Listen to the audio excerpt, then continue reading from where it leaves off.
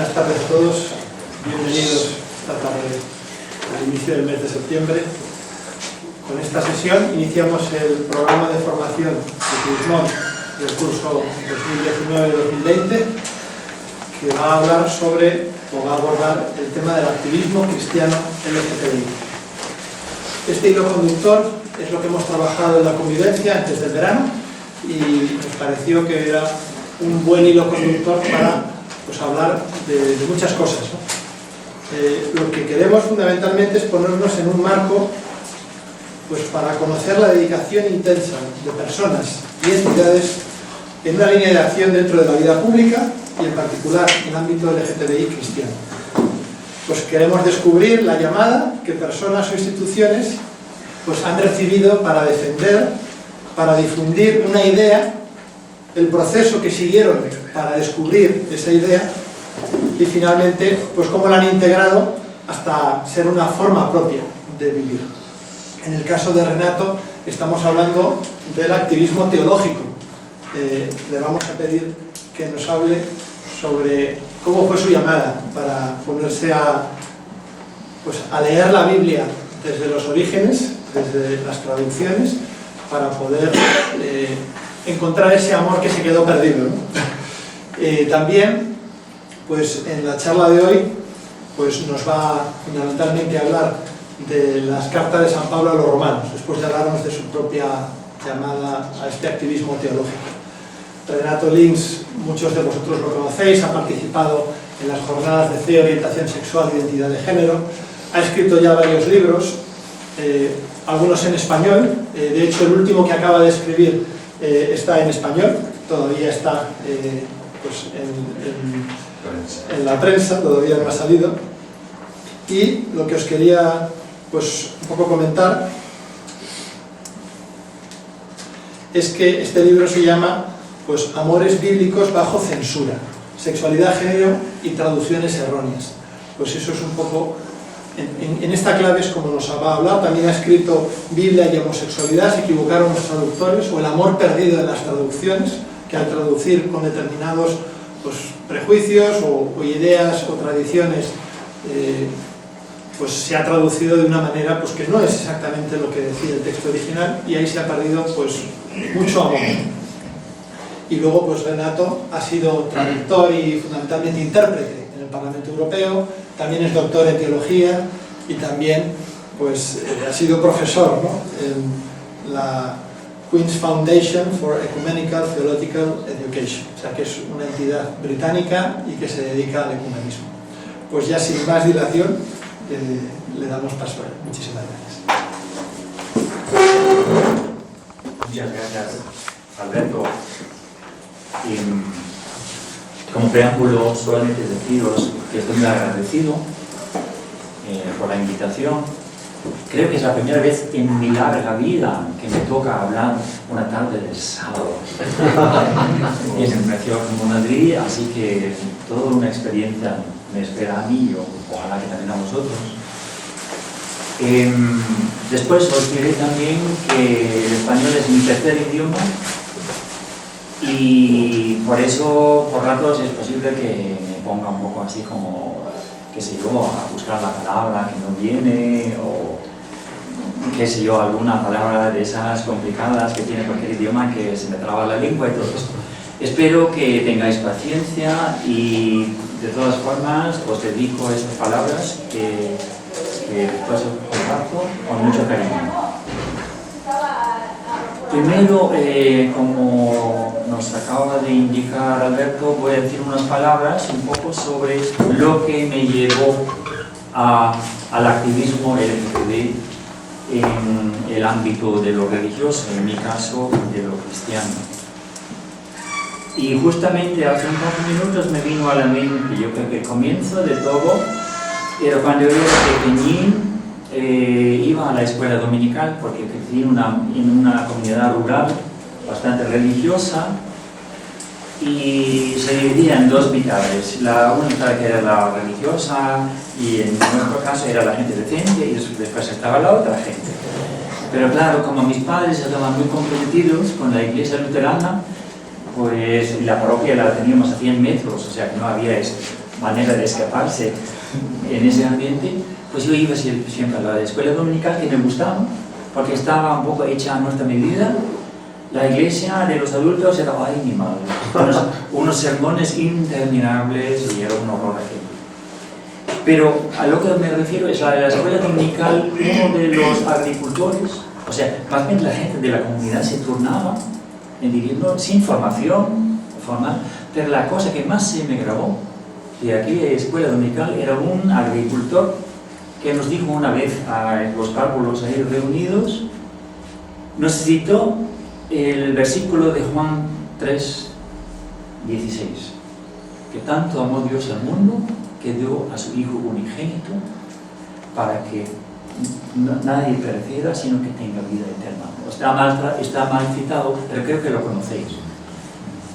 Y nos dijo, en cualquier momento de nuestra vida, no os olvidéis nunca de estas palabras. Y se me grabó tanto que hasta hoy lo recuerdo. Y creo que ahí empezó mi activismo. Y me voy a explicar por qué. Porque luego, claro, tú vas creciendo y a la pubertad, en el ambiente donde yo crecí, no se hablaba de nada, ni de sexo, apenas de amor un poquito, sí, claro, porque es de rigor, pero de sexo nada. O sea, y menos de esa palabra prohibida, homosexualidad. Yo nací en el año 1944 y a finales de los 40 y a lo largo de los 50, era un tema tabú, pero de esos. Entonces, claro, cuando a mí me nació el instinto amoroso y me fascinaban algunos muchachos y algunos hombres adultos, etc., pues me ponía muy inquieto espiritualmente, porque ¿qué hacer con eso? Porque nadie hablaba del tema, entonces sería yo el único en el mundo, por supuesto, porque todos los demás hablaban de, qué sé yo, de tener una novia en algún momento y casarte y todo esto. Vale. Entonces, esa incertidumbre me acompañó a lo largo de la adolescencia y además como el ambiente familiar era medio disfuncional, pues ¿a dónde ibas tú con tus inquietudes? O sea, no había con quién hablar. Y mirando atrás ya veo que me hundí en unas depresiones de las más profundas, pero en aquel entonces ni siquiera se hablaba de depresión porque se ha puesto de moda después, pero ahora lo veo muy claro.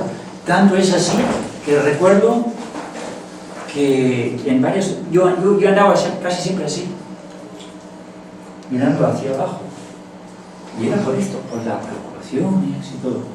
Y recuerdo más de una vez mi padre diciéndome, Renato, la espalda recta. Me ponía así como un minuto y a los pocos minutos estaba bien. Y se me grabó, que yo creo que hasta hoy se me nota. O sea, me acompaña este recuerdo. Y consulté a médicos, psiquiatra, y en aquel entonces sabían poquísimo, menos que yo prácticamente, porque apenas lo poco que podía leer lo estaba leyendo. Así que no conseguí ayuda ahí tampoco. O sea, las situaciones me acompañaban hasta este centro cristiano de estudios generales, donde yo me inscribí porque no sabía qué carrera quería escoger y mucha gente pasaba por este lado porque ahí, hablando con los profesores y con los estudiantes, más o menos te ubicas en la vida, ¿no? Y fue allí donde me cayó algo, pero muy, muy fuerte. Porque un día el director de ese centro, un teólogo, pues nos explicó a los 100 y pico alumnos que éramos el libro del Génesis.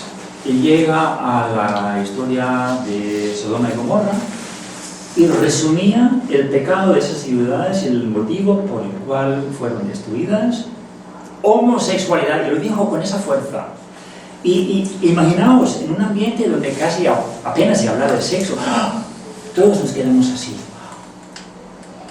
Esa palabra la ha dicho y al micrófono. O sea, nos impactó. Y creo que ahí nació mi activismo de verdad.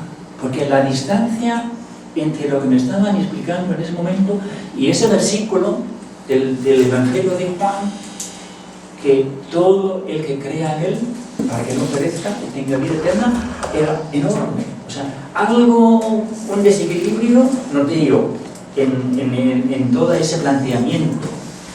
Pero claro, yo no era quien para contradecir, oiga usted, porque no tenía la formación para esto, pero recuerdo que me dolió mucho, porque estaba todavía muy inseguro, y a los 2-3 días me nació una interrogación, y un día me dije, ¿será cierto? ¿Quién sabe? A lo mejor hay otras maneras de interpretar esa historia. Por eso me inscribí en la Facultad de Teología, la mejor del país en esos entonces, pero al año tuve que salir de ahí, porque todos los... Renato, perdona que te interrumpa. ¿De qué país hablas? Porque es que... Perdona, nací en Dinamarca. Porque es que no me estoy localizando. Por el Es verdad. Muchas gracias por esa observación, porque claro, como yo conozco a varios de los presentes, Sí. pues, que saben mi procedencia, pero tienes toda la razón. Dinamarca. Muchas gracias. Sí, soy natural de Dinamarca. Y entonces, pues es que en aquel entonces todos los estudiantes que iban ahí se formaban como pastores de la iglesia luterana. Y yo no quería ser pastor. O sea, no, es que no me atraía la vida de la iglesia. Y además me estaba alejando del luteranismo porque no me llenaba. Vale, entonces ahí nació, pero me quedé con esa duda de Sodoma y Gomorra, eso sí. Pasa la vida, después me formé como hispanista, me hice traductor, intérprete, y luego esporádicamente estaban saliendo libros sobre este tema que me llamaban la atención y me los leía y me gustaban, pero como eran poquitos, pues ahí quedaba realmente. Y llega un momento en que estoy en Estados Unidos, en el 87 o por ahí. Entré en una librería en la capital, en Washington, que se llamaba algo así como Lavender Light, y pues me daba cuenta que ahí vendían libros tipo LGTB, y buscando, llego a la sección religión, Biblia, y un libro interesante, por lo menos en ese momento, David amó a Jonatán, en inglés, y me lo tragué. Y no sé, me sentí como en el cielo leyendo ese libro, porque, no sé, respondía mucho a esas inquietudes que tenía soterradas.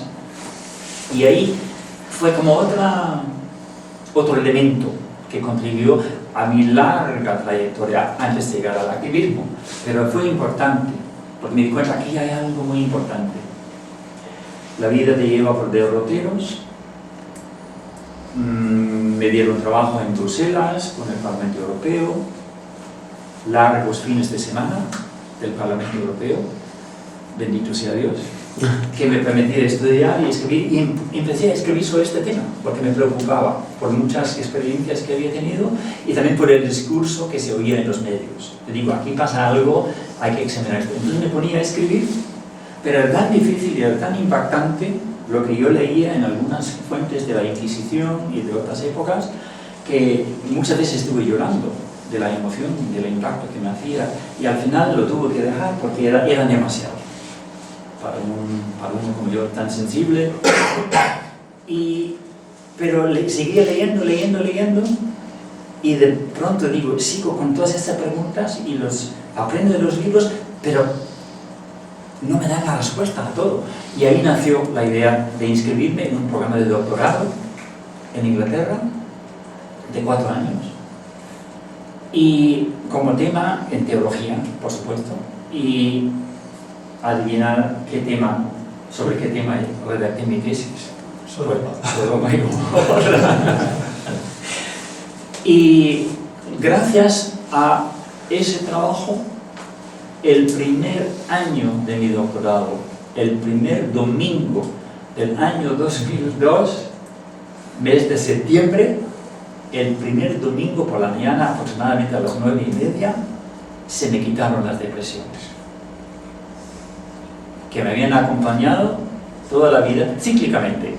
No todos los días se me veía caído, no, pero cíclicamente volvían, porque había algo irresuelto. en mi vida, algo importante, ¿no? Pero ese año le pude dar su besito de Dios y ya no te necesito.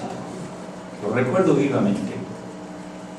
Entonces, gracias a ese descubrimiento del trabajo paciente con la Biblia, mucho análisis, mucho buscar en diccionarios, mucho leer comentarios, algunos te ayudan, otros no, pero es todo un proceso de discernimiento que me ayudó a ver, pero si esta historia tiene otro tema muy diferente.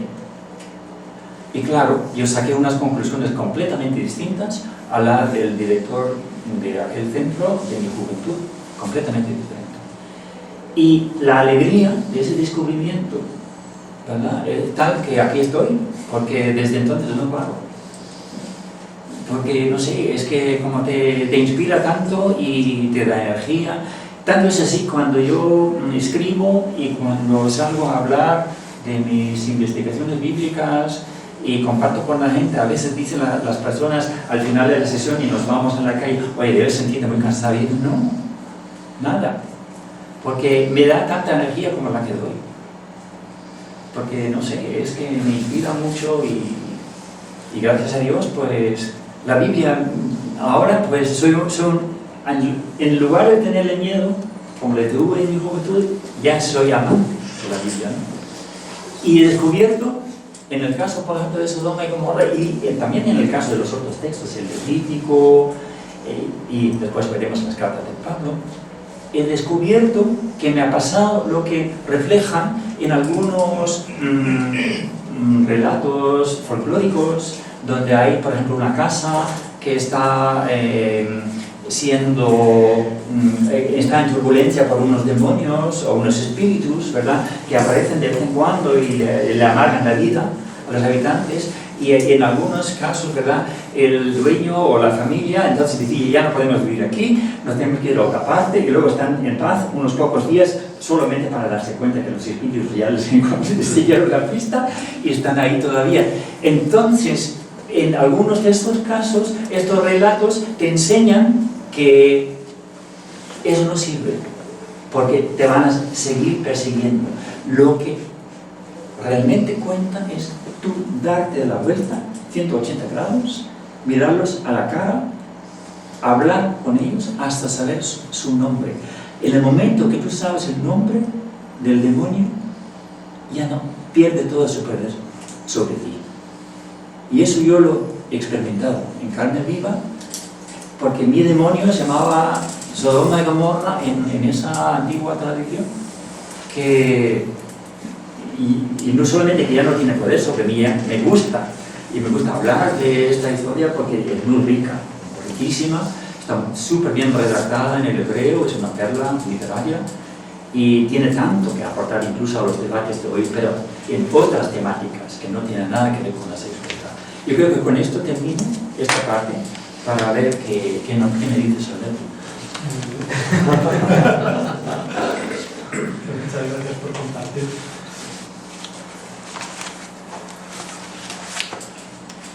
Entonces, ¿quieres que sigamos con la presencia? Esta, también debo confesar que en mi trabajo bíblico dediqué, desde luego, varios años al estudio del Antiguo Testamento, porque el hebreo me gusta, y también fue el que más me gustó en aquella frustrada carrera teológica de mi juventud, que la única clase que me gustó en esa facultad era la clase de hebreo. Entonces, y a Pablo lo tenía aparcado, porque como tiene muy mala prensa en los ambientes feministas, ¿verdad?, por algunas cosas que ha dicho, y como tiene muy mala prensa en el ambiente LGTB, pues ese señor puede esperar. Pero tarde o temprano tienes que mirar tus demonios a la cara, y con el perdón de Pablo y de los demás, pues he tenido que mirar, y he aprendido mucho, entonces quiero compartir con vosotros algunos de mis hallazgos, porque tampoco puedo compartirlo todo, pero algo, ¿verdad?, podemos decir sobre, en este caso concreto, sobre el preámbulo del primer capítulo de la carta a los romanos.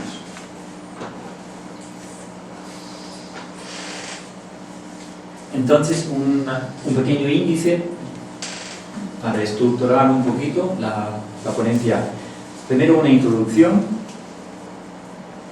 y luego voy a decir algo sobre la expresión texto de terror y luego después acercarnos al texto y luego ver primero un versículo de los más controvertidos, el versículo 26, y luego la palabra natural. ¿Qué significa en el mundo de Pablo?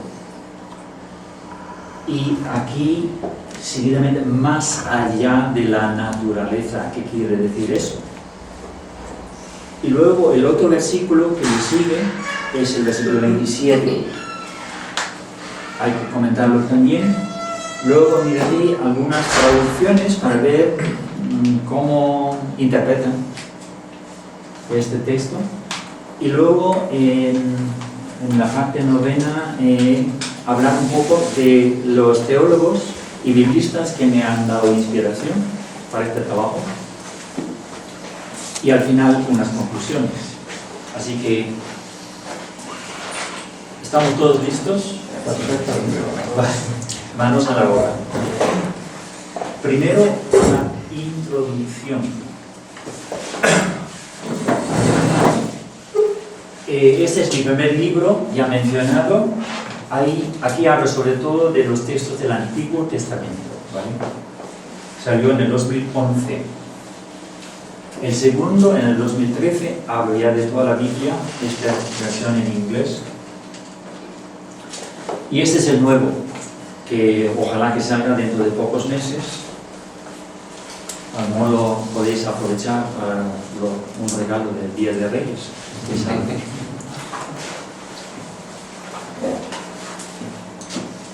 Entonces, voy ahora a lanzar una pregunta. Y los que conocen la respuesta, por favor, absténganse. La pregunta es esta. ¿Qué parte de la Biblia ha generado más comentarios y más debate que ninguna otra? O sea, ¿qué escrito incluido en la Biblia se coloca en el primer lugar cuando se trata de debate y de comentarios? ¿Alguna idea entre los que no conozcan la respuesta? Levítico. ¿Levítico? ¿Alguna otra idea?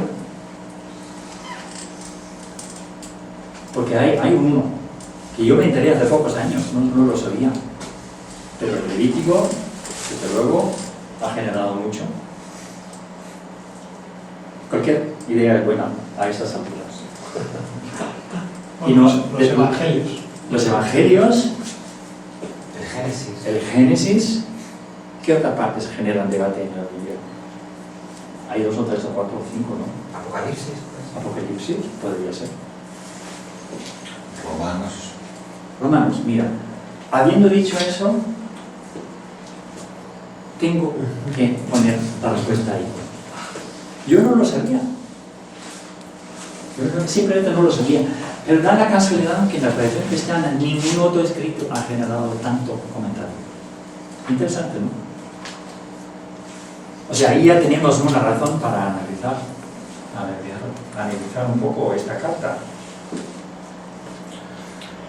Entonces, esta es una razón. Y vamos a ver si hay... Yo por lo menos puedo pensar en 2 o 3 razones más. Y vosotros seguramente también. Aquí hay una que sería esta. ¿Verdad que sí? Porque en esos debates y en esos comentarios, en los medios, suele salir, ¿verdad? Entre los textos bíblicos citados, como evidencia, ¿verdad? La Biblia contiene la homosexualidad, eso lo sabe cualquiera, según Vox Populi. Pero luego yo quiero ahora ya, en este momento, crear una tensión entre esa idea tan generalizada y una otra parte de la carta, que no está al principio, sino está a la mitad. Capítulo 8, Pablo dice prácticamente textualmente así: por consiguiente, o sea, por todo lo anterior, por todo lo anterior, ya no hay condenación alguna para los que están en Cristo Jesús. Un mensaje bastante claro, ¿no? Y de alguna manera me trae al recuerdo la cita del Evangelio de Juan, que tanto amó Dios al mundo, ¿verdad? Aquí parece que hay una especie de simbiosis entre el pensamiento de Pablo y el Evangelio de Juan. Pero en fin, quiero plantear esto ya porque tenemos la idea general que tiene la gente sobre Pablo y luego esto, que está en la misma carta, el mismo escrito. ¿Cómo? También si Dios está, de Romanos, si Dios está a favor vuestro, ¿quién puede estar en contra? Exactamente. O sea, hay varias, simplemente estoy dando una pincelada, tienes toda la razón. Pablo es, después lo comentaremos más, está ahí, pero es una simplificación muy grosera decir que Pablo es homófobo. Y ahora toca, hola, buenas. Ahora toca comentar un poquito un término que se puso de moda por los años 70 y con mucha razón, porque hay textos en la Biblia que producen terror. Si no sabes cómo buscarlos en su contexto, te pueden impactar demasiado. Tanto es así que hay incluso gente que deja de leer la Biblia después de exponerse a un texto y decir, esto no es para mí. Voy a daros un ejemplo fuertísimo empieza en la década de 1930. En Alemania, como es bien sabido, el partido nazi pues accede al poder y gobierna hasta 1945. Y dicho sea de paso, yo nazco en el 1944, o sea, me tocó. Yo, claro, a esas alturas no sabía lo que pasaba al sur de la frontera, pero me han contado muchas cosas. Entonces, para perseguir a las personas LGTB se valían de dos instrumentos que ¿cómo se llama? Les eximía, les liberaba de cualquier oposición. En primer lugar, estaba en vigor el antiguo Código Penal de Alemania del siglo XIX, ¿vale? El artículo 175 estaba en pleno vigor. O sea, claro, no mandaba a la muerte justamente, pero mandaba a la cárcel para personas que tenían relaciones homosexuales, que era bastante represor. Y después quiero mencionar la teología cristiana, aunque parezca un poco fuerte decirlo en este foro, pero yo lo aporto como otro elemento importantísimo.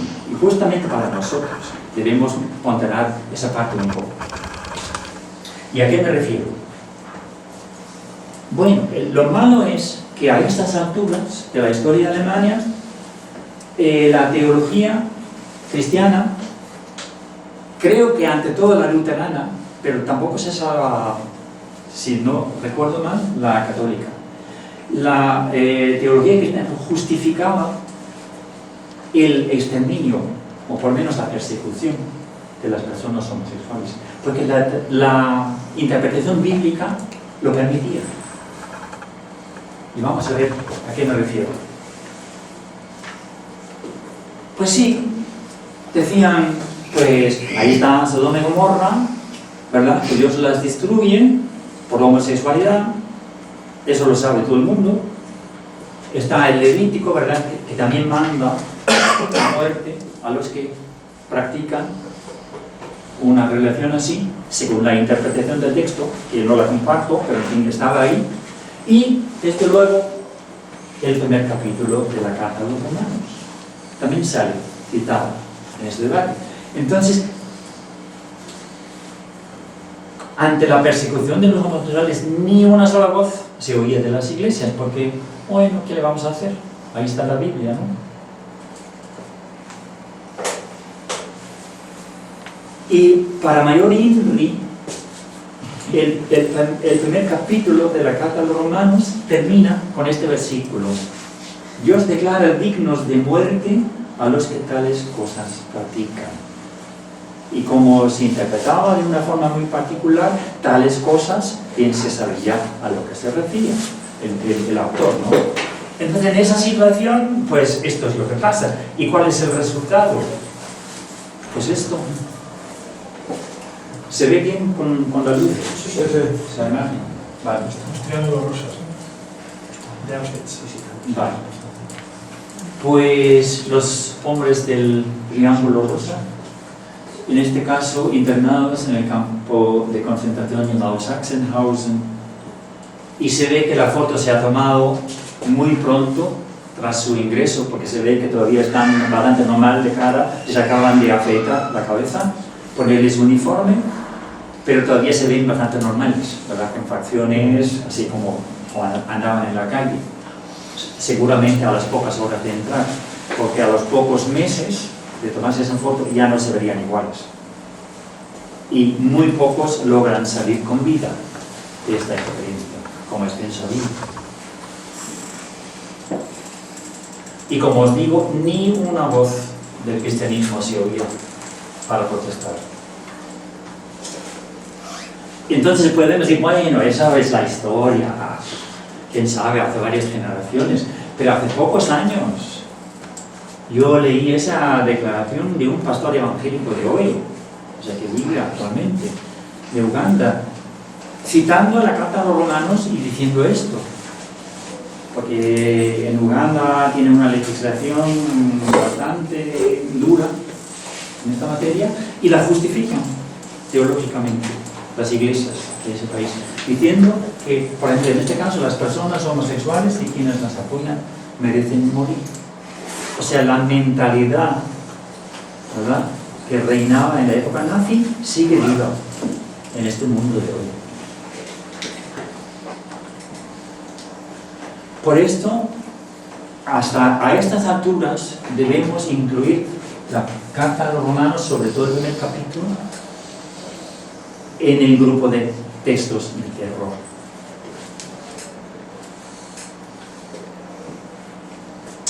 Vuelvo al planteamiento de antes, porque vale la pena tenerlo en cuenta, incluso cuando discutáis con la gente, porque esto es una de las ideas centrales de la carta a los romanos. Si la leemos entera, tiene 16 capítulos, y aquí a la mitad, por todo lo anterior, Pablo saca esta conclusión.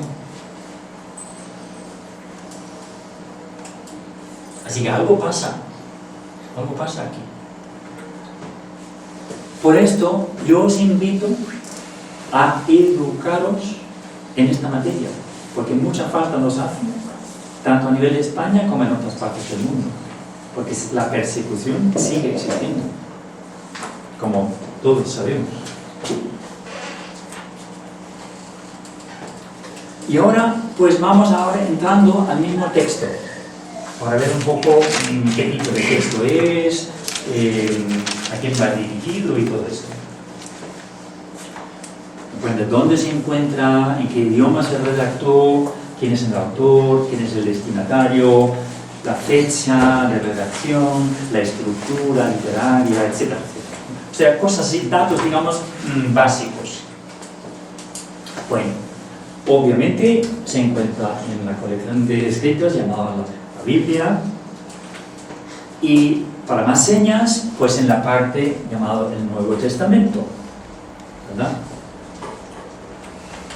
Y se redactó un análisis literario muy pronto, nos enseña, en griego, y además en esa variante del griego llamado koine, que estaba vigente en la época helenística en que vive Pablo.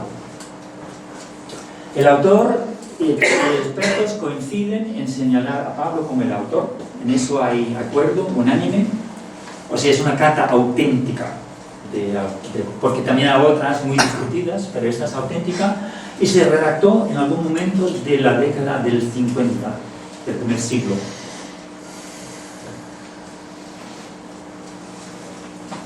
Esta imagen me parece que es brillante, porque resume en poco espacio la situación de Roma, de este momento. Roma, ¿qué es Roma? Roma, la capital del Imperio Romano, ¿verdad? Todas las religiones del imperio están representadas en la ciudad de Roma. Y por eso me gusta ver todos esos templos dedicados a diferentes divinidades de alguna parte del Imperio Romano, ¿verdad? En ese contexto, a ese contexto va dirigida la carta. Hay que también tenerlo muy en cuenta también, porque es muy importante para entender bien el preámbulo.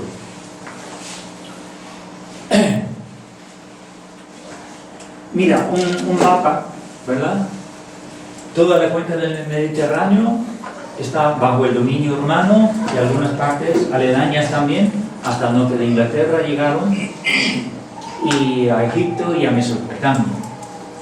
Roma ahí en el centro de todo.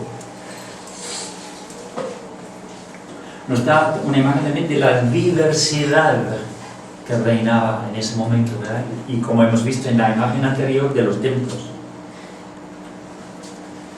Entonces tenemos una situación de una gran complejidad cultural y religiosa en este momento.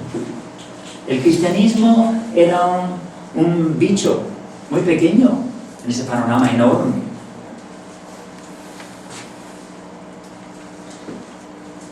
Y de alguna manera la carta a los romanos, a mi modo de ver, refleja también esa complejidad. Y Pablo utiliza diferentes recursos un poco para expresarse, para llegar a su conclusión, recurre a esto, recurre a lo otro. Entonces, como la situación es compleja, la carta también lo es.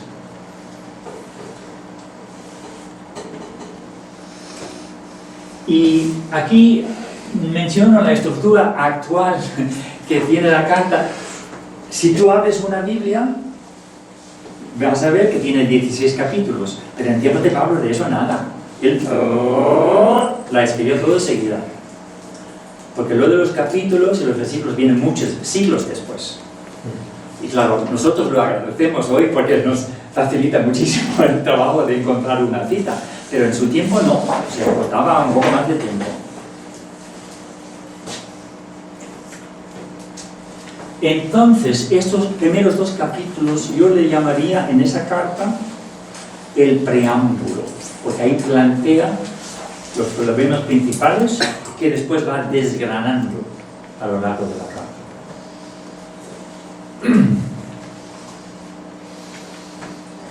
Y justamente en el primer capítulo, o sea, en la primera mitad del preámbulo, están esos dos versículos que debemos comentar.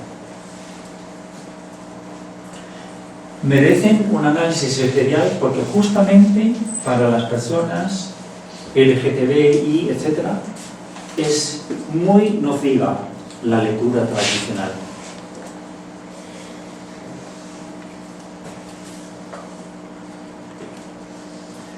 Propongo dedicarle su tiempo a cada versículo porque son cortitos, pero cada uno tiene sus propias complejidades y algunas que son más o menos iguales. Entonces ahora, en la cuarta parte, vamos a mirar con más detalle el versículo 26. ¿Y qué dice el versículo 26? Pues más o menos así en una traducción bastante literal. Por eso Dios los entregó a pasiones deshonrosas. Sus hembras o sus féminas cambiaron el uso natural por el que va más allá de la naturaleza. ¿Qué pasa? Algo que a lo mejor intuimos a medias por dónde va la cosa, pero no está del todo claro, ¿verdad? Algo nos queda de duda, ¿cierto? Pero esto, más o menos literalmente, es lo que dice el texto. Entonces, ¿a qué situación se refiere? ¿Verdad? Porque esas dudas que nos quedaron, pues, no sé cómo colocarlas. Entonces, cogemos los comentarios. ¿Qué dicen los comentaristas, ¿verdad?, de la Biblia? Nos deben explicar esto. Bueno, dicen algunos, Pablo habla de mujeres que practican el lesbianismo. Vale.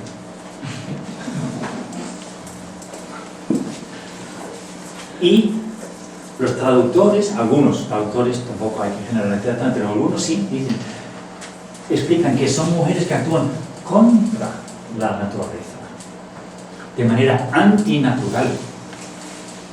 Y claro, la palabra natural en nuestra cultura, uy, lo que es antinatural, uy, mucho ojo, ¿no? Mucho cuidado. O sea, te plantean un problema así un poco tenso aquí, ¿no? Y Vox Populi, y claro, como decíamos, la Biblia condena la homosexualidad, clarísimo, otro ejemplo más. Problema resuelto, según algunos. Yo no sé qué piensan las personas presentes. ¿Estáis de acuerdo con los comentaristas que eso es de homosexualidad? O os voy a dejar ahí el texto para reflexionar 15 segundos. Por eso Dios los entregó a pasiones deshonrosas, sus hembras cambiaron el uso natural por el que va más allá de la naturaleza. ¿Qué se siente leyendo ese texto? ¿De qué habla? Es muy confuso. ¿Un poco confuso? Es muy ambiguo, le faltan elementos como para poder discernir realmente a qué se refiere el punto, ¿no? ¿Verdad que sí? Hay una ambigüedad ahí. ¿Y alguna otra reacción? El término honra es un término humano, es decir, algo que Dios ni maneja, ni conoce, ni deja de conocer. Pero Es la cultura humana. Interesante, o sea, es una categoría humana, lo de la honra y la deshonra. Sí. Vale. Pues sí. O sea, tenemos un texto así un poco opaco, ¿verdad? Dice algo, pero es un poco inasible. Entonces vamos a ver si podemos acercarnos un poquito más. Si se tratara, o si se trata de un texto que condena el lesbianismo, sería el único en toda la Biblia.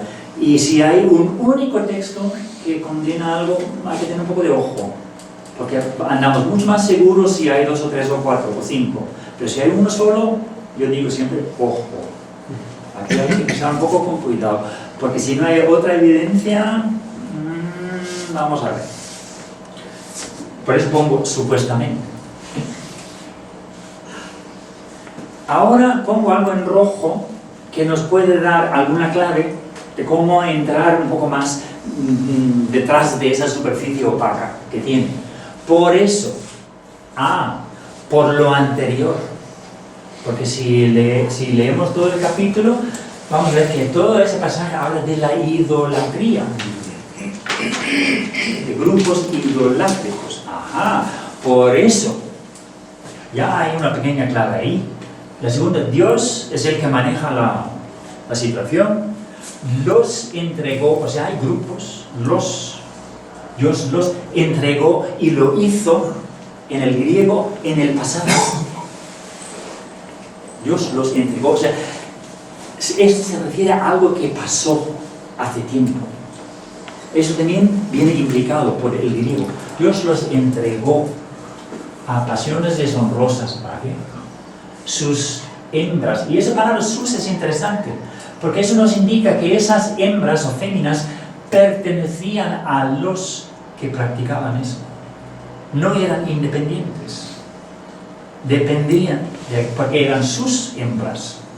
La mujer dependía generalmente en las antiguas sociedades de los varones. O sea, hay mucha información, realmente si nos ponemos a quitar el polvo, hay bastante. Cambiaron también en el pasado. Se refiere a un suceso, algo que pasó hace tiempo. Sus hembras cambiaron el uso natural, y eso sí es interesante, ¿verdad que sí? ¿Qué es el uso natural y a qué uso nos referimos? ¿El uso de comer, el de la boca o de alguna otra parte del cuerpo? Me pregunto yo. No se sabe el uso natural, ¿verdad? Nos deja un poco con ese interrogante, ¿sí o no? por el que va más allá de la naturaleza. Ajá, pues quién sabe qué será. Pero aquí pasa algo que necesitamos entrar un poco más, ¿verdad?, detrás de la fachada para sacar lo que hay ahí dentro. Ahora, ¿qué significa eso? Cambiaron el uso natural, ¿verdad? Yo me pregunto, y seguramente también cada uno aquí, el uso natural. El uso natural, ¿qué será? ¿Qué será?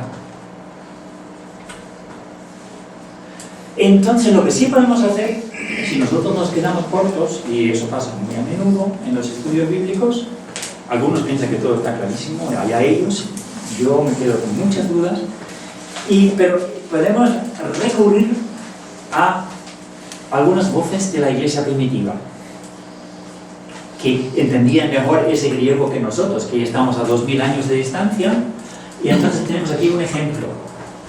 Clemente de Alejandría, que vivió un siglo después de Pablo, pero todavía el mismo idioma, el griego koine, hablaba él, y él leyó ese texto de Pablo y nos da por lo menos una clave que nos puede ayudar a ver. Dice Clemente que ese grupo de mujeres practicaron el sexo anal con hombres. Y lo dice incluso con palabras más explícitas que las mías. Porque dice, hicieron uso del conducto que sirve para la expulsión de excremento. Esa es la lectura que hace Clemente de Alejandría, un padre de la iglesia, o sea, no es un cualquiera. Por eso yo tomo una de mis claves de él. Pero es del uso natural. Esa palabra natural se nos escapa también un poquito, ¿no? Porque hoy lo que significa natural, quién sabe si es lo mismo que en época de Pablo. Y resulta que hay cierta diferencia, como veremos. La palabra griega es physis, naturaleza, se suele traducir así, y lo natural, físicos. Vale. Y claro, nosotros reconocemos también lo de física y todo esto en la raíz griega, por supuesto. O sea, ahí no hay gran misterio. Pero, para entender lo que Pablo quiere decir con la palabra de naturaleza, podemos recurrir a otra carta auténtica suya, la primera de los Corintios, donde dice: no os enseño la misma naturaleza, que es una afrenta para el varón el cabello largo, mientras es una gloria para la mujer la cabellera.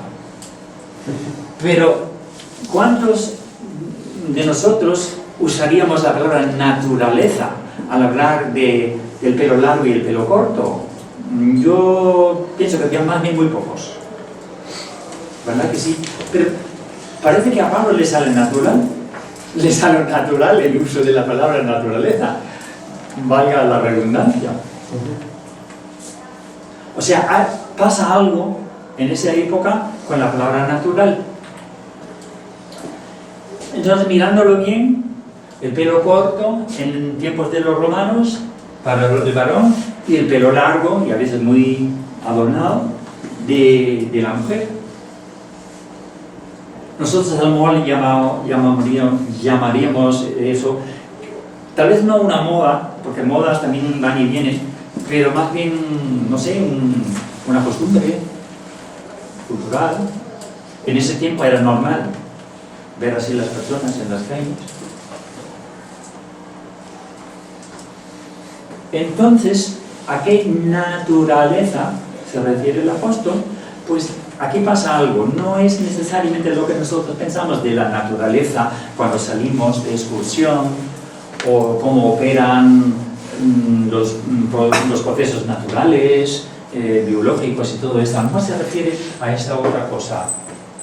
Pues efectivamente, si buscamos de otras fuentes también de su tiempo, vemos que lo del physis en el siglo I significa la costumbre, la norma vigente, lo habitual, lo que se espera de la gente.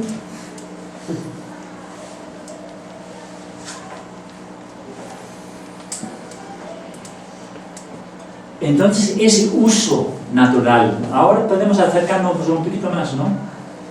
Porque en la época helenística el uso natural significa entonces el uso normal o acostumbrado del cuerpo, ¿verdad? El uso normal. Ahora sí nos vamos un poco más cerca. El uso natural. Y luego hay otras fuentes. Estoy un poco abreviando para no agobiaros, pero hay otras fuentes que nos enseñan que el uso natural del cuerpo, cuando se trata de hombre y mujer, es asegurar la reproducción.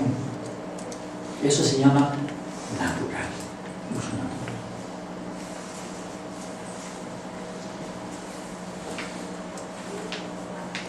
Hoy diríamos, para abreviar, pues el coito vaginal.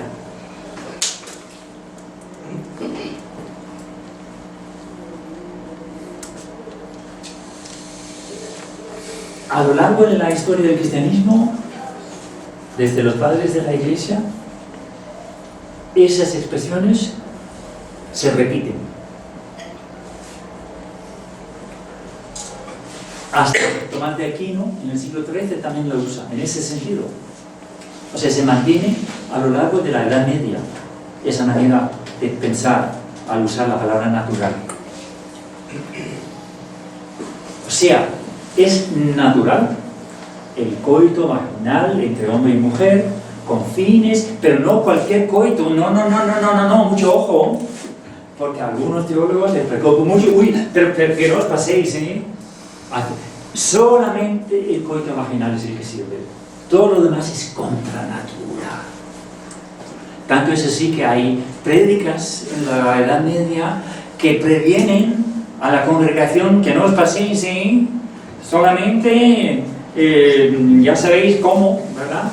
El coito vaginal, porque cualquier otra cosa es contra natura, incluso en el matrimonio.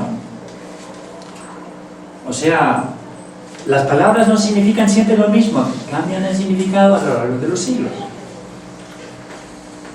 Entonces, ahora voy a lanzaros una pregunta de esas para que reflexionéis 15 segundos. Es entonces, dado lo anterior, natural la violación sexual de una mujer. Sí. Veo algunos afirmando, otros negando. Una cosa, a ver, entiendo que quizás ¿Cómo? dentro de los parámetros, o sea, no quiero decir una barbaridad, o sea, moral no es, pero siguiendo los parámetros de eso, entraría dentro de esos parámetros, ¿no? Pero moral no es jamás ni nunca. ¿Algún otro comentario? Imagino que ya porque en aquella época la mujer no valía nada, pues sería lo que se quisiese con ellos. Vale. Pues sí, por ahí vamos bastante bien. Porque resulta que sí, según muchos teólogos medievales, es perfectamente natural la violación de una mujer. ¿Por qué? Porque puede dejarla embarazada y es un proceso completamente natural. No dicen que sea bueno o deseable, no, pero natural sí. ¿Veis cómo ha cambiado el significado de la palabra natural desde entonces hasta hoy? Porque hoy nadie llamaría eso natural. O por lo menos no sin grandes explicaciones a pie de página. Entonces, para abreviar o para resumir, en el mundo antiguo tenemos a physis, que además de naturaleza significa lo normal, lo habitual, lo acostumbrado, lo que se espera de la gente.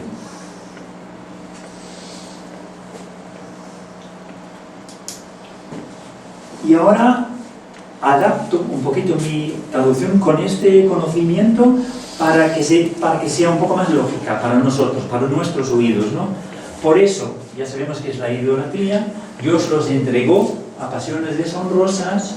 Sus hembras cambiaron el uso habitual del cuerpo por el que va más allá de lo habitual. Y si tomamos la clave de Clemente de Alejandría, pues no se prestaron al coito vaginal, sino al anal, porque me imagino que lo hicieron por algo. A lo mejor era justamente para evitar quedar embarazadas las pobres, ¿no? Porque eso se sabe que en muchas partes es una medida de, ¿cómo se llama? De contracepción, exactamente.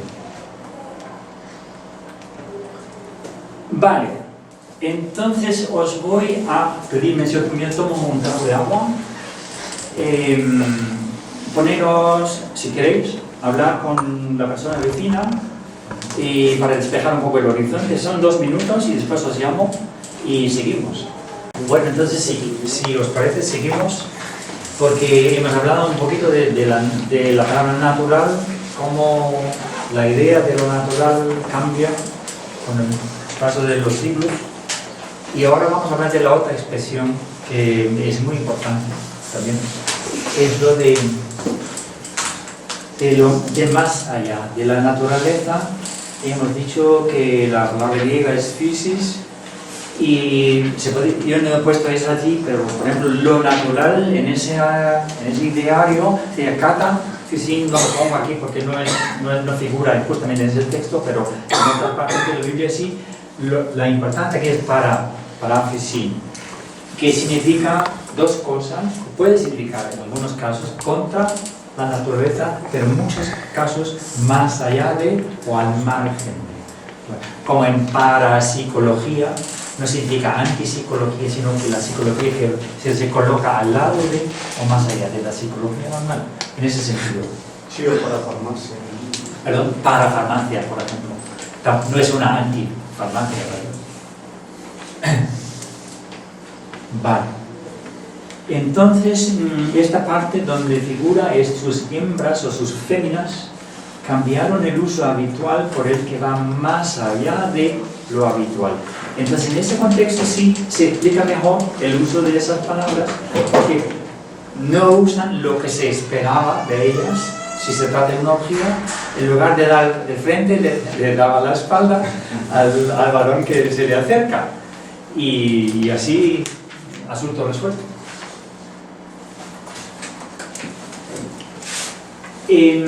Esta expresión es también interesante porque figura por segunda vez en otra parte de la carta a los romanos. Entonces, podemos usar los 2 casos para compararlos un poco, para ver qué quiere decir en la carta de Pablo, ¿no?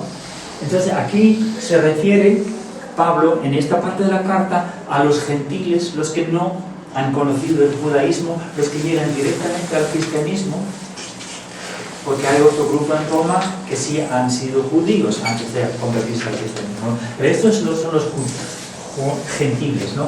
Tú, romano gentil o no judío, fuiste cortado de un... O sea, se pone muy poético aquí, porque los gentiles fueron cortados de un olivo silvestre, ¿verdad? Cortados de ahí e injertados más allá de la naturaleza en un olivo cultivado. El olivo cultivado es el judaísmo, según Pablo.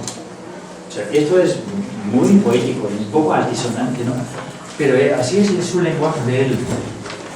Y el que actúa aquí, vais a ver, el que actúa más allá de la naturaleza o contra la naturaleza, también podríamos defenderla, yo creo, es el mismo Dios. Interesante, ¿no? Si Dios actúa contra la naturaleza o lo habitual, vale, entonces no puede ser tan pecado, por así decirlo, ¿no? Lo que significa que hace lo inesperado, porque hasta este momento, para acceder al judaísmo había que atravesar una serie de rituales, la circuncisión, una especie de catequesis. Sí, había que aprender muchas cosas y hacer muchas cosas y purificarse, no sé qué, para hacerse judío. Pero aquí llegan los gentiles, nada de circuncisión, incorporados directamente al cristianismo. O sea, esto es anormal, es asombroso, es inesperado, va más allá de la naturaleza, según se entiende la palabra en esta época. Entonces, volviendo al uso del cuerpo que va más allá de lo natural, es una actividad sexual desconectada de la reproducción. De cualquier actividad que no tenga que ver con el coito vaginal, cualquier otra actividad sexual va contra lo natural, o va más allá de lo natural. Esa es la idea. Incluso en el mismo matrimonio.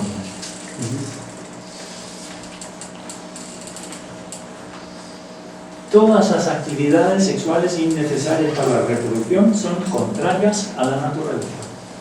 Punto y aparte.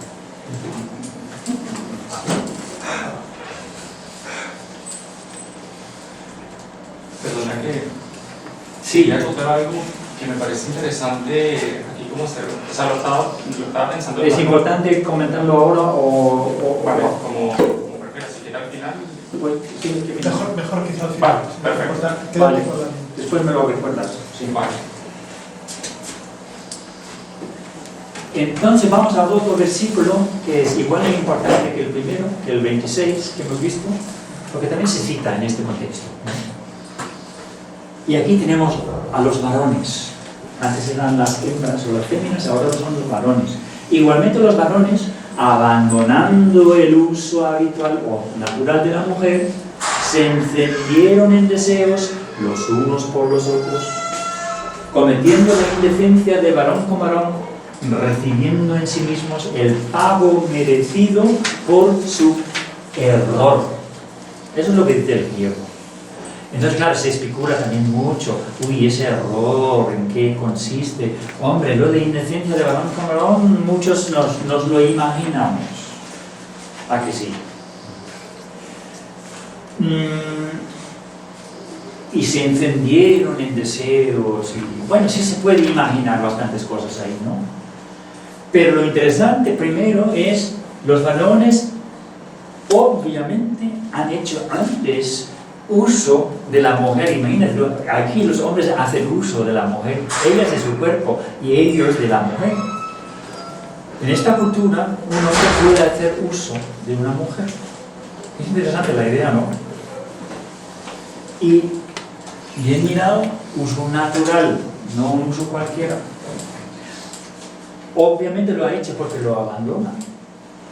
O sea, cambian en esta situación que se describe, dejan ese uso habitual de la mujer y hacen otra cosa. Y aquí vemos, yo por lo menos percibo aquí una especie de orgía. Hay una situación, pasan cosas y se desenfrenan. Se nota un poco en las expresiones, aquí pasa algo un poco fuera de control racional. Lo importante aquí es el verbo principal. Se encendieron. Pasado. Se refiere a un suceso.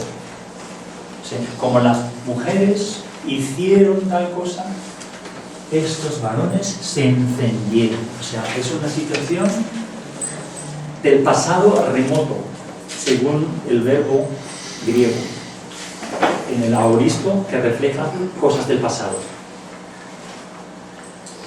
Y luego, claro, se especula mucho recibiendo en sí mismo el pago, qué es el pago y todo esto, en qué se nota.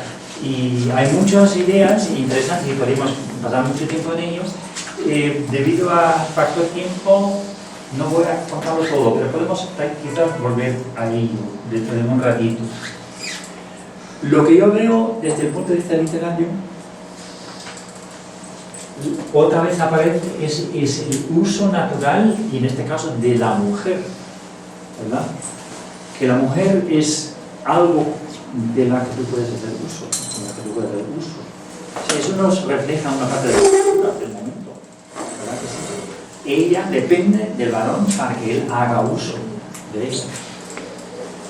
Se encendieron, como yo os decía, el preterio, prepuesto, refleja el pasado remoto, y la situación en que están metidos esos señores es un error, según el escrito que estamos viendo.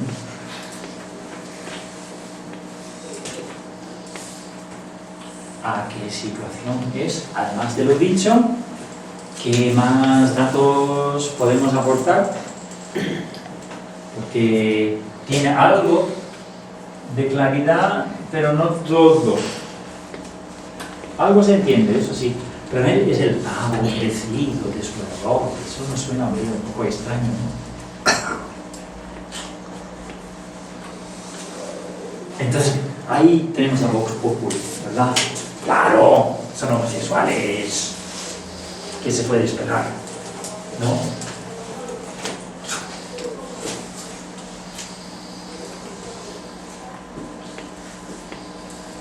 Ahora, si nos quedamos dentro del mismo texto, sin ir más lejos, he puesto un par de comentarios en el sentido de que aquí, igualmente los varones acordados son idólatras. Eso ya se sabe por lo anterior. O sea, en un ambiente pagano, probablemente en un templo pagano, sucedieron, mejor dicho, estas cosas. Abandonan el uso natural de mujer, se encendieron en deseos los unos por los otros, cometiendo inocencia de verdad, recibiendo en sí mismo el pago merecido por su error. Y vamos a ver después cómo esto cambia un poquito en algunas traducciones españolas.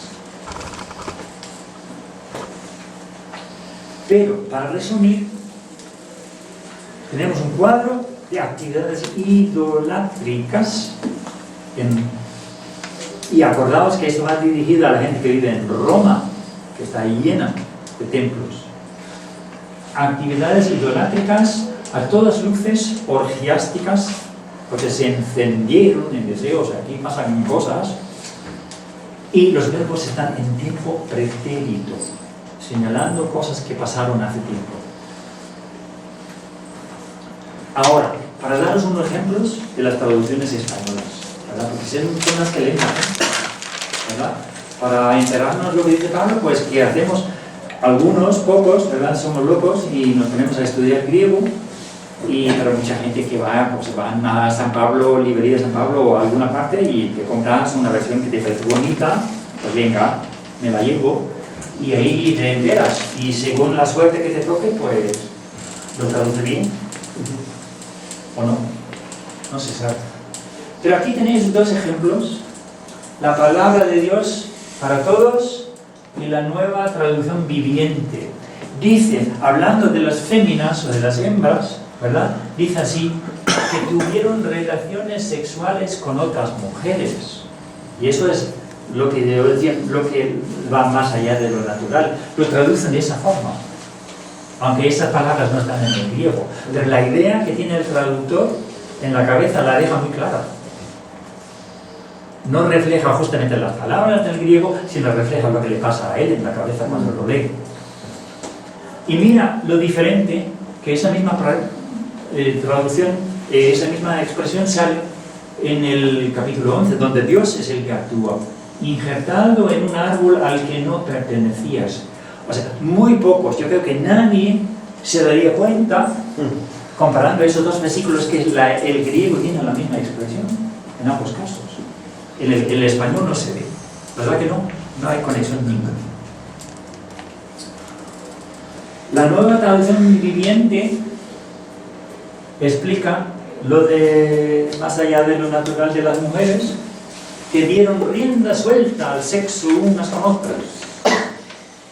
Y eso que no hay ni rienda ni suelta en el griego. Y aquí se traduce bien, porque parafisin también se puede traducir como contra la naturaleza, según la interpretación que cada uno quiera darle, o sea que no. ¿Qué ha pasado? Vale. Y esta expresión sí se podría usar aquí también, si quisiera. Lo que pasa es que esta traducción no vale en el otro caso. ¿Me entendéis? O sea, esto es imposible decirlo refiriéndose a Dios, como actúa Dios. O sea, por eso estas dos versiones me parece que ilustran la problemática del traductor. Porque si tú tienes una misma expresión en dos, por lo menos deja tu traducción más o menos así para que se reconozca que estos versículos tienen algo en común. Pero estas dos versiones no te dan pie para pensar que se está hablando de lo mismo, ¿no? Y eso es problemático, muy problemático a mi modo de ver. Y ahora dos versiones castellanas referidas a este segundo versículo, el 27, ¿vale? Dice Dios habla hoy: los hombres han dejado sus relaciones naturales con la mujer y arden en malos deseos los unos por los otros. Hombres con hombres cometen acciones vergonzosas y sufren en su propio cuerpo el castigo de su perversión. Yo no sé de vosotros, pero a mí me pone un poco nervioso. Sí, sí. ¿Verdad que sí? Por varias razones, digo yo. Han dejado, hace poquito tiempo, aparentemente, andan ahí porque han dejado sus relaciones. Qué bonito, ¿no? Decía antes el uso, dice, aquí se convierten en relaciones naturales con la mujer y arden, o sea, andan ahí ardiendo hoy. ¿Verdad? Mucho cuidado. Y no solamente en malos deseos, no solamente en deseos, sino en malos deseos. O sea, aquí hay mucha ideología metida entre líneas y en las líneas también. Hombres con hombres cometen. O sea, yo entiendo a algunos fundamentalistas con poca educación. Pero mira, ahí está, los homosexuales, mira cómo actúan. Y el mismo Pablo dice que así no se puede.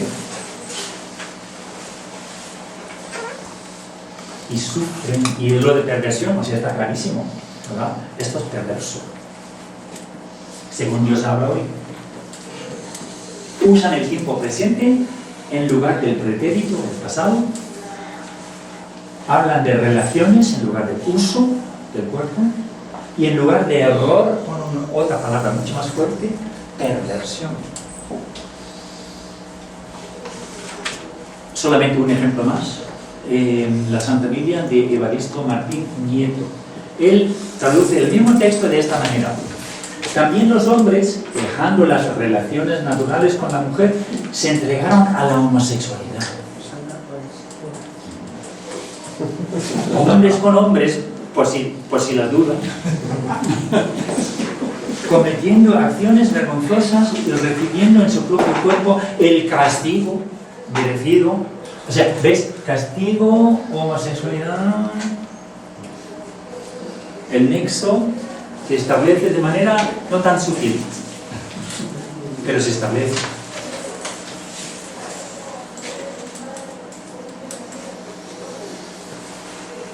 Homosexual. Ya sé que algunos conocéis la respuesta, por favor, abstenerse. A todos los demás os lanzo la pregunta: ¿en qué año se acuña la palabra homosexual? Porque le podemos poner fecha. Sí, señores. ¿Alguna idea? Cualquier idea vale. Vamos. Relativamente reciente. Relativamente reciente. Un siglo y medio. ¿Siglo y medio? Un siglo. O siglo, vale. 1700, 1800, 1900. A ver, ¿alguna idea? 1800 y pico. Algunos se sienten. Nos quedamos con esa 1800 y pico. ¿Sí? Vale. ¿Y en qué país? ¿En qué país? No, se usa por primera vez. Alemania. En Alemania. ¿Lo sabías? No. Entonces sí vale todo.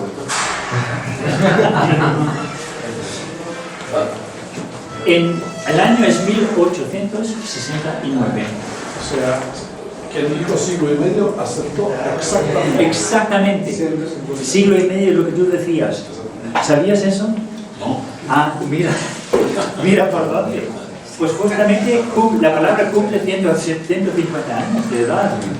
Tremendo, ¿no?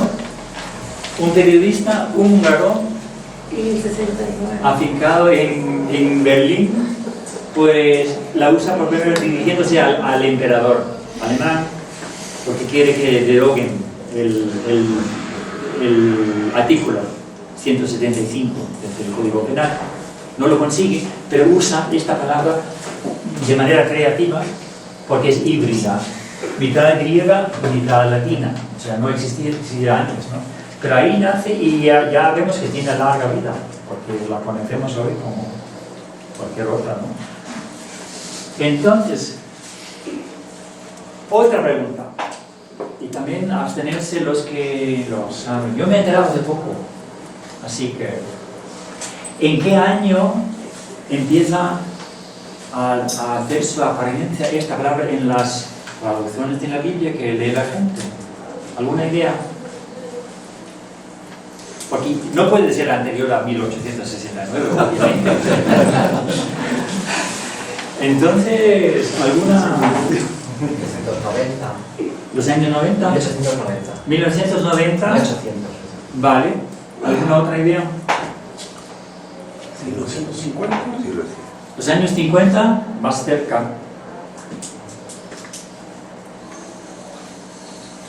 Una tercera. Cualquier año vale. 70, 1970. 1870. 1970, vale. El año de que se trata es este.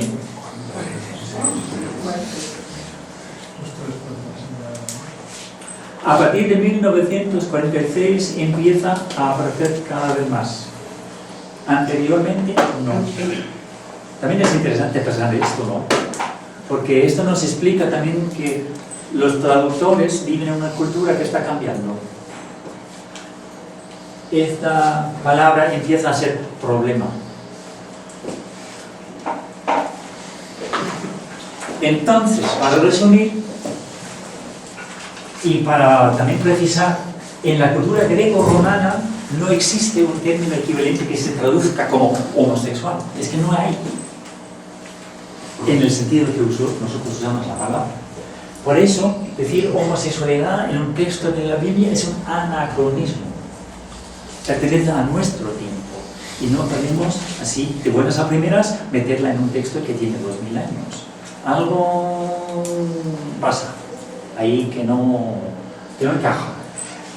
En lingüística hablan de ese proceso de coger un término que pertenece a ese contexto y ¡pumba! Colocarla en otro contexto, aunque no encaje bien, se llama transferencia ilegítima.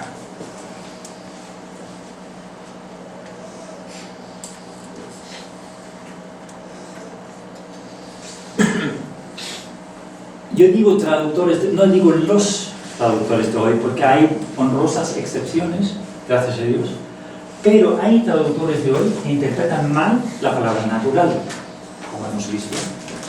Traducen mal el pretérito verbal griego, el aoristo, y lo convierten en algunos casos en tiempo presente. Para mí es muy grave. Introducen anacronismos y se alejan bastante del contexto de la idolatría, que es justamente el marco en que se maneja este texto en el primer capítulo de la carta a los romanos. Hay académicos que defienden esa manera de leer el texto. El que yo mejor conozco, y tengo su libro, Por mis pecados, en mi casa, yo lo he usado en varias ocasiones como mi oponente. A la hora de analizar un texto, cito lo que dice el señor Gagnon y después yo expreso mi criterio, que en general difiere. Tiene algunas cosillas interesantes porque es muy erudito el señor, pero por lo general pues no me inspira, por así decirlo. Presbiteriano, dicho sea de paso. Entonces voy a aportarles ahora unas voces que me han inspirado, de quienes he aprendido. Además de mi propio análisis, pues necesitamos a veces montarnos sobre los hombros de los gigantes que nos preceden y así podemos tener una visión más amplia del territorio. Uno es Tom Hanks. Sí, no se trata del actor de cine, lo siento mucho. Este señor tiene 10 años más que el actor de cine, entonces siempre se presenta como el Tom Hanks original cuando se ve con desconocidos. Él propone en su obra, eso me ha gustado mucho, para interpretar un texto tan difícil, pues léete toda la carta para entender cuál es el pensamiento del apóstol, dónde comienza y dónde termina. Entonces eso, volviendo, te da una otra perspectiva. Lamentablemente muchos comentaristas van al capítulo 1 y se quedan ahí. Luego empiezan las especulaciones, lo natural y todo esto, y no ven el final de la carta. Comenzar la lectura, y eso también me gusta, por el último. Si tú te has leído el último capítulo, sabes dónde termina la carta y cómo. Y eso te puede ayudar a entender mejor la introducción a la carta. Y según Tom Hanks, él maneja mucho la idea de la opresión, porque según él, Pablo se deja guiar por la opresión, por un lado, de la idolatría y la liberación que nos proporciona Dios en Jesucristo. Otro gigante que da la casualidad que en carne viva está presente en esta sala, de quien he aprendido mucho también. Él propone, entre otras cosas, voy a hacer un resumen muy injusto de lo que he aprendido de James Allison, pero él es uno de varios que deja muy claro que en el capítulo 1 Pablo cita el libro de la sabiduría que estaba muy de moda en su tiempo. Se había escrito poco antes y era muy leído, y habla mucho el libro de la sabiduría de la idolatría. O sea, es lógico que se inspire ahí para analizar ese tema. Entre otras cosas, lo que hemos dicho, que el capítulo 1 y 2, los dos de los capítulos es una invención muy posterior, y Pablo en el pensamiento van unidos. Todo lo que pasa en esos dos capítulos, el capítulo 1 da pie para entrar en el 2, o sea, están así. No vamos a entender el capítulo 2 sin leer el capítulo 1 y a la inversa. En el capítulo 1, Pablo coloca una trampa retórica, lo que dice de los idólatras, para luego, al llegar al segundo, ahí te pillé. Porque luego los que quieren juzgar a los idólatras, los judíos, sobre todo los que están en Roma, ahí Pablo se mete y los regaña. O sea, los invita un poco, ¿verdad? Mira, ¿verdad? Que son muy malos de idólatras. Luego, oye, tú, ¿quién eres tú para juzgar? O sea, esto es un poco el proceso psicológico y retórico.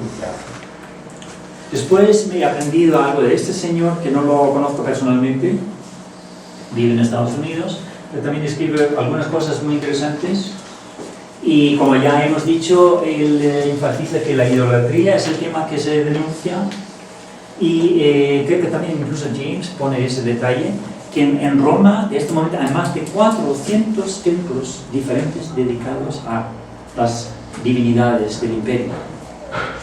O sea, es un contexto completamente ajeno al que conocemos nosotros hoy, ¿no?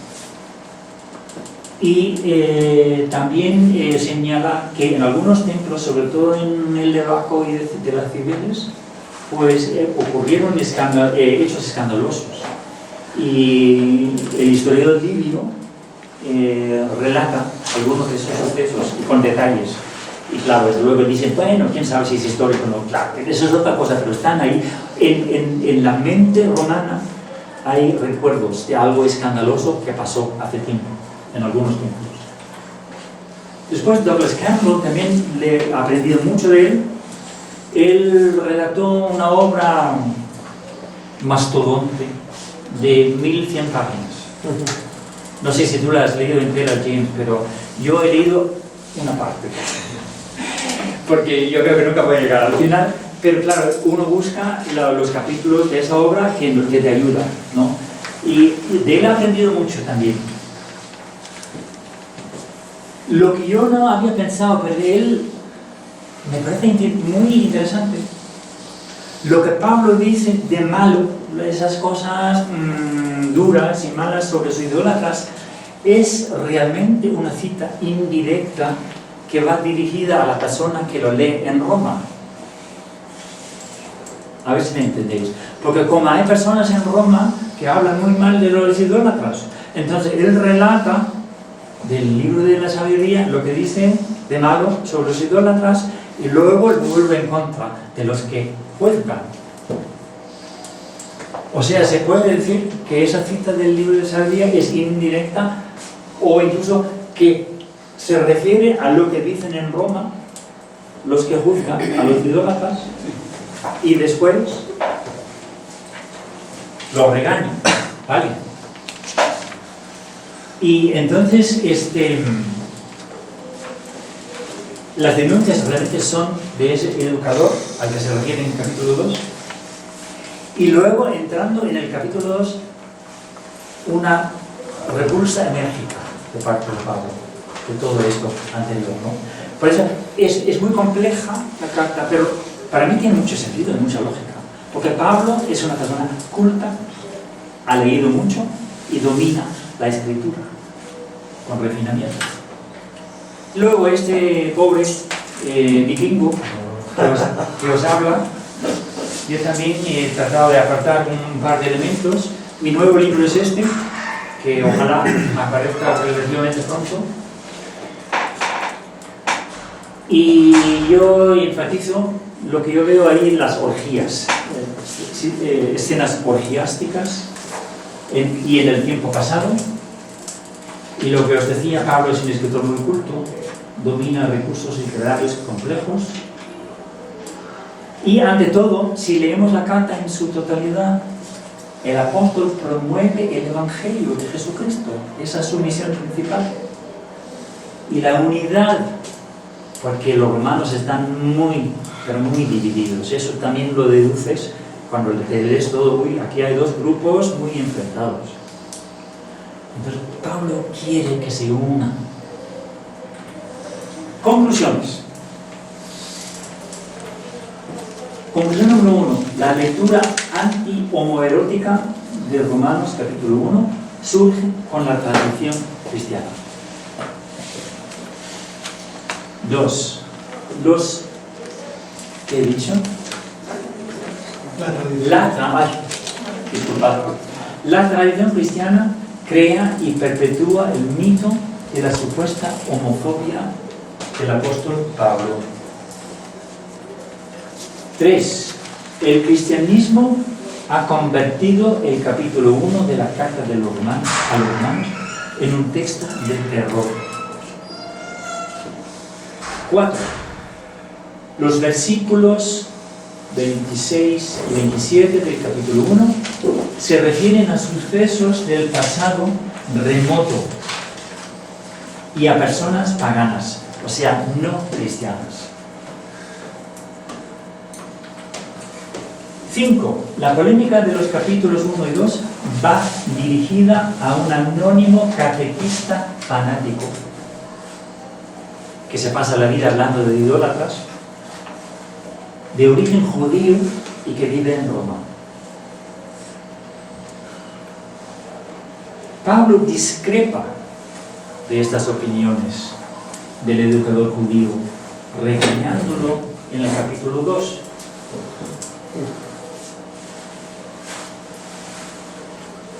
Las condenas en el primer capítulo de Romanos no forman parte de la teología de Pablo, sino que le son ajenas. Y me parece muy importante este punto.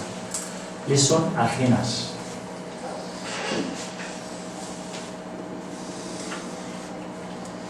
La interpretación homófoba del capítulo 1 está reñida con otras secciones de la misma carta.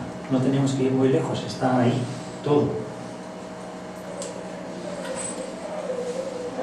9. La misión de Pablo es, según él mismo, como se expresa, fortalecer el amor y el respeto entre los cristianos romanos, divididos entre judíos y no judíos, o sea, entre judaizantes y gentiles, como se decía entonces. 10. Pablo, que le encantaba usar el título de apóstol de los gentiles, ¿verdad?, no pretende excluir a nadie, sino incluir ambos grupos en la comunidad romana y trata de enseñarles a cómo vivir juntos. Vuelvo ahora, para darle a él la última palabra, al aspecto inclusivo de la carta, que vuelve a aparecer en el último capítulo. Os ruego, hermanos, que os guardéis de los que suscitan divisiones y escándalos contra la doctrina que habéis aprendido. Apartaos de ellos. Y la doctrina que habéis aprendido es, entre otras cosas, que no hay condenación para los que están en Cristo Jesús, ¿verdad? Y aquí lanza esa advertencia muy importante al final de la carta. Con esto llegamos al final de "Y si Pablo fuera inclusivo", relectura del capítulo 1 de la carta a los romanos, y os agradezco mucho vuestra atención.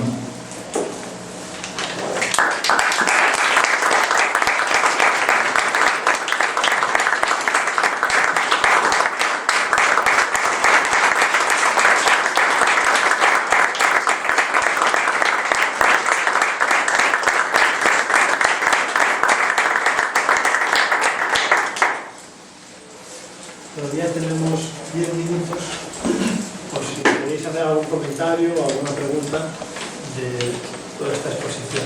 Sí. Entonces, si os parece, voy a tomar un orden del día porque tenemos poco tiempo y los tomo nota. ¿Cómo te llamas? Osnas.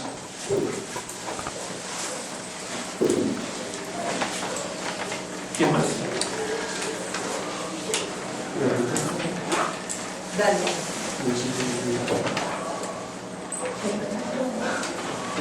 Y no creo que nos dé tiempo para un segundo turno.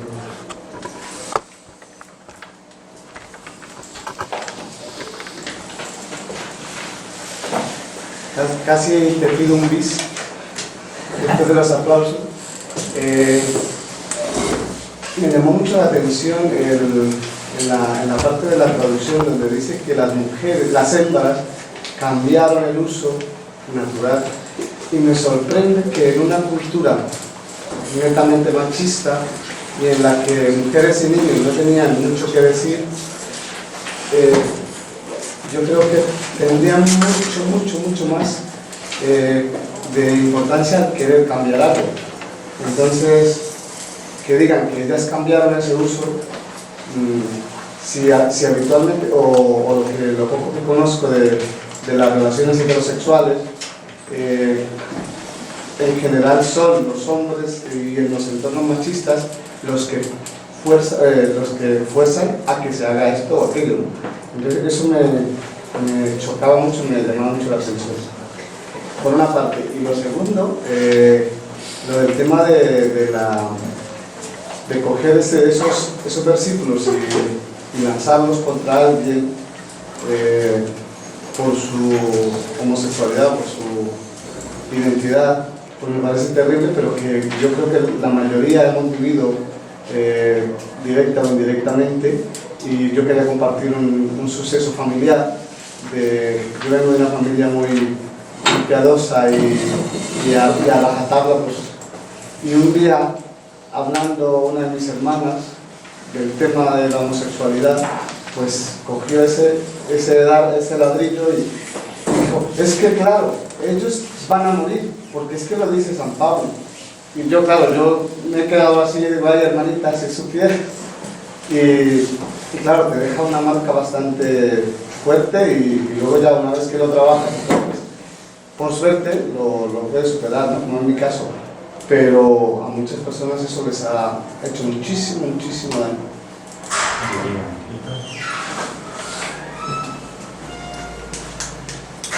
¿Puedes contestar?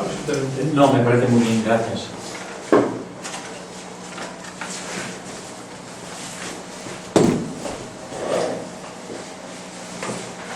Bueno, de todo felicitarlos, me pareció excelente la presentación, muy bien estructurada, la verdad que enriquece muchísimo, ¿no? Y lo quería felicitar por eso.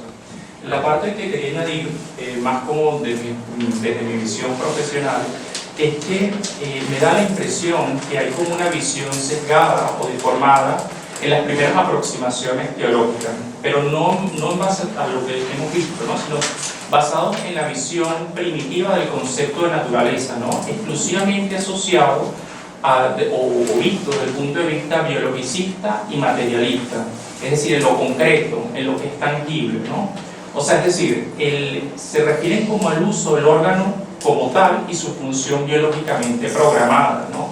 Y esas interpretaciones, lo curioso, biologicistas, materialistas, dejan de lado lo psicológico, es decir, lo omiten, lo anulan, como si no les importara mencionarlo o les resultara problemático incluirlo, porque se nos pudiese colear por ahí el tema de la orientación sexual. O sea, no sé si queda como claro lo que estoy, o sea, el sesgo, la deformación a la que estoy apuntando, ¿no?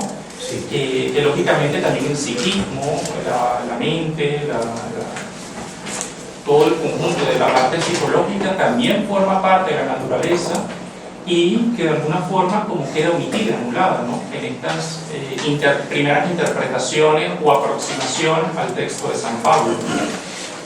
Sí, estoy de acuerdo.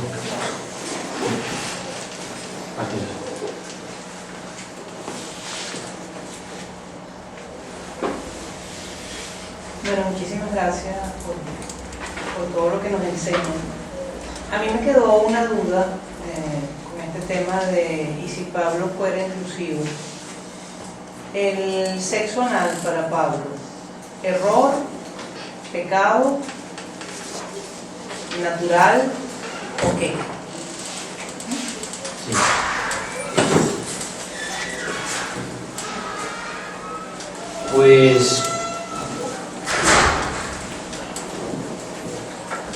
Pues la verdad es que en general, y esto también, ese aspecto me parece importante tenerlo en cuenta, hablando de este tema, en general a Pablo le interesa así, lo del sexo. Y realmente este es un pasaje un poco extraordinario por eso mismo, porque como en general le preocupan otros temas, que la evangelización, que la vida de la comunidad, que la armonía entre los cristianos y evitar peleas entre ellos y en las facciones. Entonces, por eso es una razón más para decir que hay que pisar un poco con cuidado este terreno. ¿Hasta qué punto Pablo refleja una actitud suya o hasta qué punto está citando lo que dicen en este contexto? Y según Douglas Campbell, por ejemplo, está refiriéndose a lo que dicen los judíos en Roma, los que juzgan a los idólatras. Entonces, podemos preguntarnos, ¿verdad? Y tú también te lo estás preguntando, ¿hasta qué punto esto refleja una actitud personal de él o es una actitud ajena? Y yo, en lo personal, porque se puede prestar a mucho debate esto, yo en lo personal lo interpreto como una especie de cita que va al caso de la imagen general que está dando de los idólatras, porque justamente este pequeño pasaje que estamos analizando aquí, o que hemos analizado, no va explícito en el libro de la sabiduría, pero todo lo demás sí.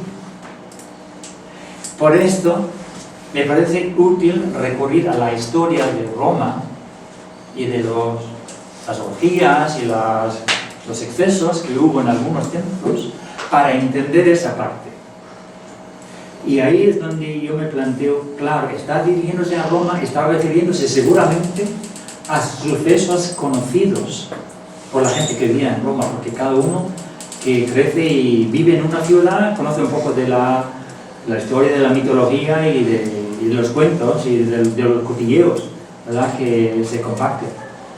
Entonces yo estoy inclinado, puede que otros discrepen, pero yo estoy inclinado a pensar que está refiriéndose a actitudes ajenas.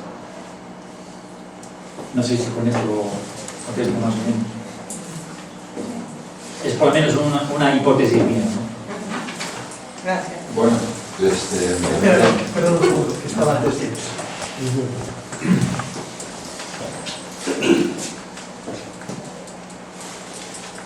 Bueno, Renato, muchísimas gracias.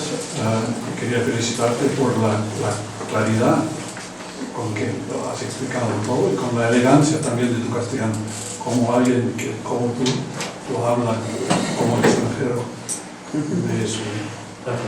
Es un privilegio oír palabras como altisonante y valga la redundancia en boca de una persona extranjera. Entonces te felicito. Y te felicito también, evidentemente, por tu opción por los gigantes escudosos montados. Pero la cuestión que te quería poner es técnica. Has puesto puesto en el uso de la palabra natural o habitual, en lo de sexo vaginal abierto a la reproducción. Ahora, este vínculo lo encuentras antes de Clemente de Alejandría o es parte del mundo que después de la interpretación de Filón llega a ser parte de la imaginaria cristiana. Os pregunto porque sé que has dedicado mucho tiempo a la influencia de Filón sobre estos temas. Sí. Gracias por la pregunta. No tengo una respuesta muy exacta. Pero es muy certera la mención de Filón de Alejandría, que desde luego comparte esa visión que después se hace muy popular entre los padres de la Iglesia de lo natural y lo que no es natural en lo sexual, en el sentido de que Filón le tiene terror a cualquier actividad sexual que no sea la procreativa. Y lo que yo no sé, y ahí reconozco mi ignorancia, lo que yo no sé hasta qué punto Pablo ha leído o no a Filón. Calculo que poco, porque casi coinciden en el tiempo, ¿verdad? Y Filón, lo que sí sabemos, ¿verdad?, es que Filón sí tiene bastante repercusión más adelante en los padres de la Iglesia, porque ya para entonces estaban distribuidas y publicadas sus obras y asequibles, ¿no? Y yo dudo que Pablo... Pero podríamos pensar que hay algunos referentes comunes en la cultura en que se mueve Pablo, porque era una persona culta y como viajaba mucho, calculo, pero más bien estoy conjeturando, porque no tengo los datos así, pero es un tema realmente interesante porque como ha tenido tanto peso en la historia del cristianismo, y yo no sé si tú te animas a investigarlo más, porque desde luego me interesaría. Yo no tengo ahora los datos, pero el tema está ahí y es interesante, sí.